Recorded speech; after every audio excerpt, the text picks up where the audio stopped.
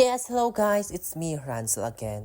So for today's video, tayo po ay may eksena ngayong araw na to. So ayun po, nakasakay po tayo ngayon sa tricycle at papunta po tayo ngayon sa isang pasyalan dito sa San Jose City na kung saan ay tinatawag nilang San Juan or Tanawan. So ayun na nga guys, habang tayo po ay nagbabiyahe, katirikan ng araw, almost 3 o'clock ng hapon nang tayo ay bumiyahe. So, ayun na nga guys, dito na tayo sa may Tanawan or San Juan, San Jose City. So, kitang-kita ninyo guys, ayun, medyo mahangin po at syempre, alam naman ninyo, pasyalan nito. So, normally, maraming tao. Syempre, maraming magsasabi dyan, bakit napakaaga naming namamasyal. So, ayun na nga guys, story time. Alam naman ninyo, katatapos lamang po ng aming prelim examination. So, kailangan po namin i-rewind or i-recharge ang aming mind. So, ayun na nga guys. At heto na nga guys, nakarating na po kami dito sa tuktok na kung saan tinatawag nilang view deck.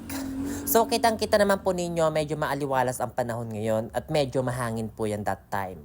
So, ayun na nga, kitang-kita ninyo, tayo po ay ng 0.5 para ipakita ang view dito. So, ayun na nga guys, nandito na po tayo sa mismong main point ng araw na to. So, nandito po tayo sa Kabanayanan Sari-Sari Store. So, dito po sa pasyalang sa view deck ay may entrance fee na 10 pesos. So, take note guys, magdala po kayo ng sarili ninyong pagkain dahil medyo pricey po ang pagkain at mga tichirya po dito sa Kabanayanan View Deck. So, ayun na nga guys, may kasama po tayo. Syempre, hindi lang ako pwede mag-isang mamasyal. So, kailangan po natin ng kasama. And papakita ko po sa inyo yung mga ilang takes po ng view dito sa view deck na to.